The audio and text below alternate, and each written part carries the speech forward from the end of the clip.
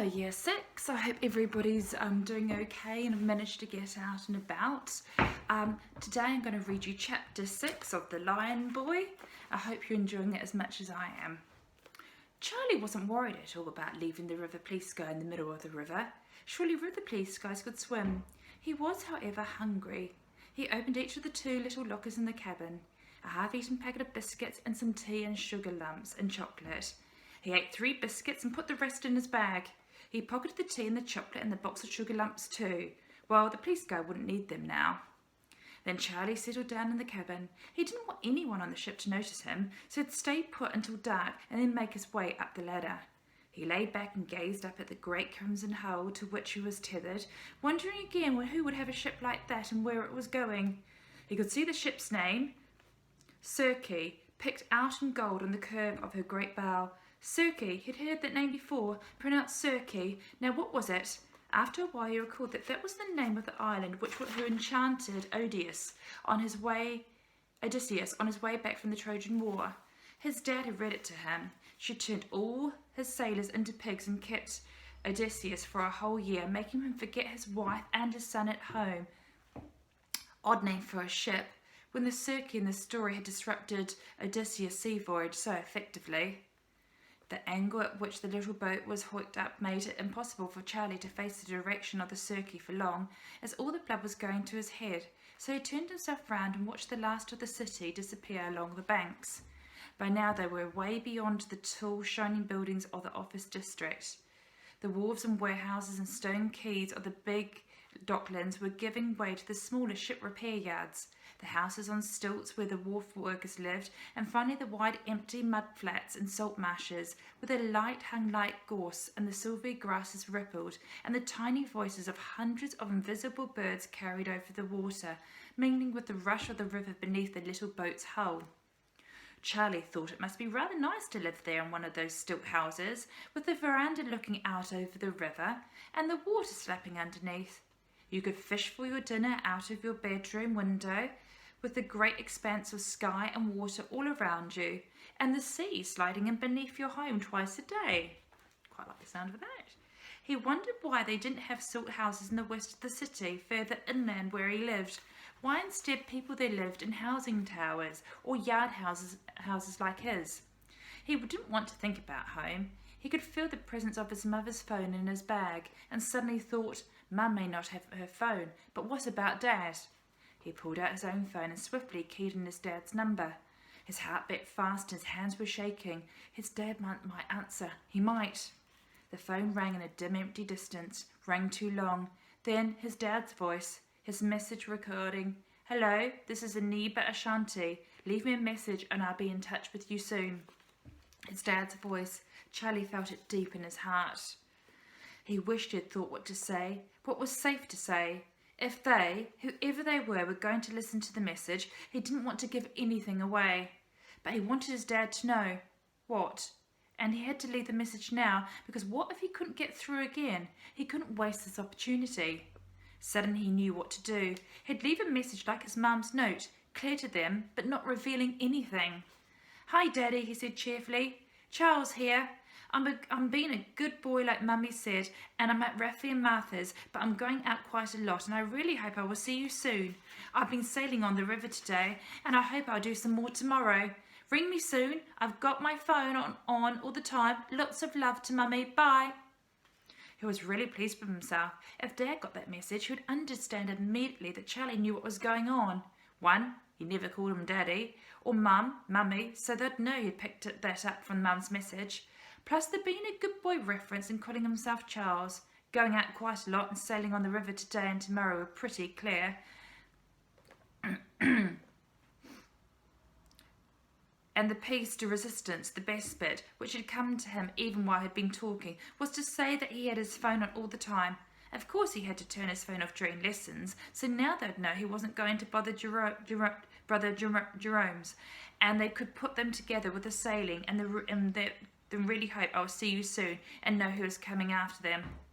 Bother, he should have said something about the cats. If Mum and Dad knew the cats were watching out for them, they could maybe send a message. Oh no, Mum and Dad astonishingly couldn't understand when cats talked. When they were living in Africa, when Charlie was little, Aniba Shanti used to go frequently into the great forest looking for plants and mosses and fungi for his research. He would go for several days deep into the dark areas. He would climb the huge trees with the roots tall enough to build houses between, and he would spend days on end in the canopy of the forest where the monkeys and the butterflies live, sleeping in his hammock hundreds of feet above the ground, while the elephants rooted below looking for big seeds to eat. Sometimes he would take the little toddler Charlie with him, strapped to his back. One hot humid day, very early in the morning, Aniba was carefully scraping samples of bark from a lustrous green creeper way up in the canopy, while Charlie sleeping on his back. Because he was concentrating so hard on getting a good clean sample and trying not to cut himself with his recently sharpened knife, Aniba did not notice a lepidurus down below on the forest floor making her way delicately towards a waterhole nearby. Nor did he notice the strong, pudgy little cub following her. Nor, of course, did he notice the tiny emerald green snake on which the cub trod in the dimness of the undergrowth. But he noticed the yell of pain from the cub as the hot poison sparked into his little body, and the howl of distress from its mother as she realized what had happened. In an instant, Aniba swung down from the canopy, his knife in his teeth, and landed not far from the leopards. The snake disappeared. He zipped into the vast green forest and was gone. The lepiduress stayed. She stared at Aniba, and for a moment he felt a shock of pure fear. But the animals hereabouts were used to him. They knew he wasn't a huntsman, that he just hung around in the woods, picking flowers and leaves and digging roots. So she didn't immediately pounce on him and kill him. She just stared, and he stared at her. The leopard cub's yowling had started Charlie yelling too. The two cubs yelled. The two parents looked at each other. Aniba's heart was torn. He desperately wanted to help the baby leopard, and he had in his back bag the antidote to the snake poison. He took it with him everywhere in case he or the child was bitten. But he would have to get to the cub swiftly, and how to make the mother let him. Her eyes were expressionless. Aniba's face too was a mask. There was only one thing he could do. He was very scared to do it. Slowly and gently, Aniba unwrapped Charlie from his back and sat him on a flat rock behind him, well away from the lepiduress. He didn't take his eyes off her while he rummaged in the bag and found the syringe containing the antidote. Then, holding the syringe up like a totem so that he could see it clearly, he asked her, "May I help your child?" She stared. Charlie on the rock yelled a bit more quietly. The cub was whimpering. Aniba moved away from Charlie, gently towards the cub. The lepiduress narrowed her eyes. Her ears were perked up, her whiskers twitching. In a swift movement, she dropped her head and moved away from Aniba, away from her cub, away from Charlie. After 10 paces, she stopped and turned and sat staring again at Aniba.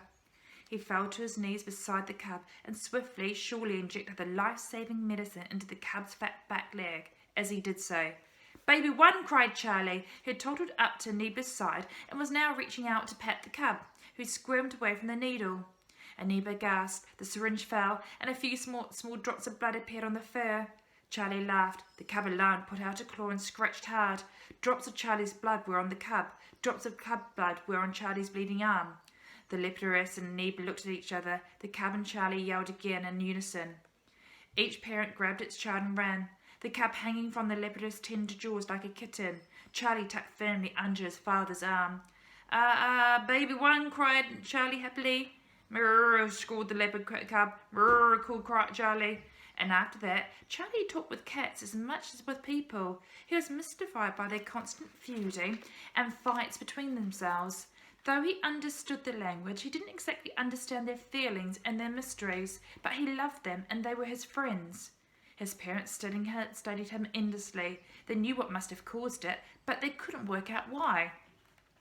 "He's modified himself," said Magdalene. "Here's everybody fussing about genetic modification methods, and young Charlie here has only done it to himself." "And so can the leopard cub talk English now?" Aniba wondered. Another thing, he wasn't allergic to cats when so many other cats were. "Fascinating," said his parents over and over again. This was after Magdalene had shouted at Aniba for 3 days about getting their child into such danger. Charlie had been really happy to be cleverer at something than his parents were, but now, well, it would have been useful if they'd had that particular knack too. Before the afternoon sun grew too low, Charlie set up a solar panel to recharge his phone. He'd recharged Mum's as well as if there was time. There might be messages on it. There might be something to give him a clue. Clue! For goodness sake, thought Charlie. I have a clue. His mum had given it to him herself. He reached in his bag, and there it was, carefully folded. Charlie had a bit of a feeling in his chest as he took it out. This was her blood. So what had she written? Oh, letters and numbers, some in brackets, some not, mostly normal size, some little tiny ones at the top of the bigger ones. It looked like very complicated maths. It made no sense whatsoever to Charlie. He looked at it for a moment or two, wondering if it was a code. He had played code games with his mum before, and if it were a code, he'd like to think he could work it out. But nothing they'd ever done had all these brackets and tiny numbers. I know what this is, he said to himself after a while of staring. This is a formula. He knew what formulas were because scientists use them all the time. So it wasn't nonsense, but it was nonsense to him because he hadn't learnt nearly enough science yet to work it out. Sometimes it was a drag having very clever parents. He folded it up and put it away again. He'd learn what it was about. He would find someone who would tell him. He'd be careful who he asked, though. It didn't seem like something he should show to just anybody. And in the meantime, it did him no good at all. He still didn't know why his parents had been taken. Apart from him, who would want them? He thought about it for a bit. He ran over in his mind the phrases which had come up. New job, work, business. He knew that the most valuable thing about his parents to other people was their intelligence and the work they did. Charlie had read enough stories. Somebody's after their brain power, he said, after something they know or can find out. He felt happier then. Just having worked out had made him feel he had something to go on. Plus, he had the piece of paper. The reasons why Neba had not answered his phone were because there was no reception underwater. 2, because skinny, snivery Sid had nicked it off him while he was asleep to play Snake and had run the battery low. Neba was annoyed about this. Lying back on the lower bunk with Magdalene dozing on his shoulder, he was staring right into the two-way mirror at the spot where he felt Sid and or Winner would be. Burma ma Custer, he muttered. He stared from under his hooded eyelids. His mouth was hard. He hadn't moved for an hour and a half. Not a twitch, not a blink, only the tiny movements of his lips, and they were scarcely visible. Basically, he was letting himself look frightening, and he knew perfectly well that he could look very frightening indeed. Hoo-ho here, pa, he murmured on the other side of the mirror. Sid and Winner didn't like it. What's he saying, said Winner. What is that? Wo-hoo-yee-ha-pa. What language is that? Demanded Winner. What's he saying that for? Neba carried on muttering and staring like a block of obsidian possessed by an evil voice. He's meant to be some kind of wise man, some kind of like one of their wizards, isn't he? Said Winner, who couldn't really tell the difference between a wizard and a university professor. Yeah, said Sid. They didn't like it at all. He's putting a curse on us, said Winner. He's putting a hex on us.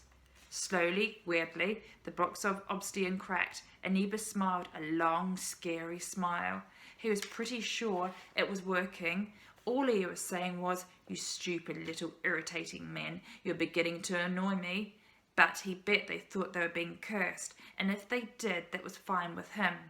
Fat and Skinny, as he called them, were already scared of how huge he was. Skinny had said that he didn't want to go into the cabin anymore. Suddenly a voice burst over the intercom from the other cabin. "Stop cursing us!" it cried. "Stop it!" And Neba lifted his head, flashed his eyes, and gave them a huge grin. The effect after hours of motionless was electrifying. Sid and Winner jumped. "Certainly," said Neba politely, "when you give me back my telephone, recharge, and tell me where you are taking us and why and on whose instructions." Magdalene rolled her head in her sleep and tried to shift, but there was no room. The ship's cat, a lazy-looking Marmalade, fell with a yell from her lap where he had been lying and gave her an irritated look. She half woke. "Charlie," she murmured. Neba touched her head. He very much wanted to leap up, break the glass, throw the two guys overboard. He probably could have too. He was after all extremely big and strong. But there was something else he wanted more. He wanted to know why they had been kidnapped and who by and what for. Most important than escaping was learning what was going on. He stroked Magdalen's head, then turned his gaze to the two-way mirror and started muttering again. Whoa, hairdresser nag papa. Whoa, mama ka wadu. Lucy, you have a very bad hairdresser. Your clothes look as if they've been out dancing on their own night. Your mother is a banana. Your nose is too big. Your stupidity is so famous they have statues of it in the city squares. So that's what he was saying in his own language. Your nose is too big. Sounded good. So he said it a few more times, rhythmically, getting louder and louder. Stop it, shouted a big fat voice over the intercom. I'd be glad to, said Aniba. You know what you have to do. And he lowered his lids again and stared and muttered and stared and muttered and stared. End of chapter 6. I hope you enjoyed that.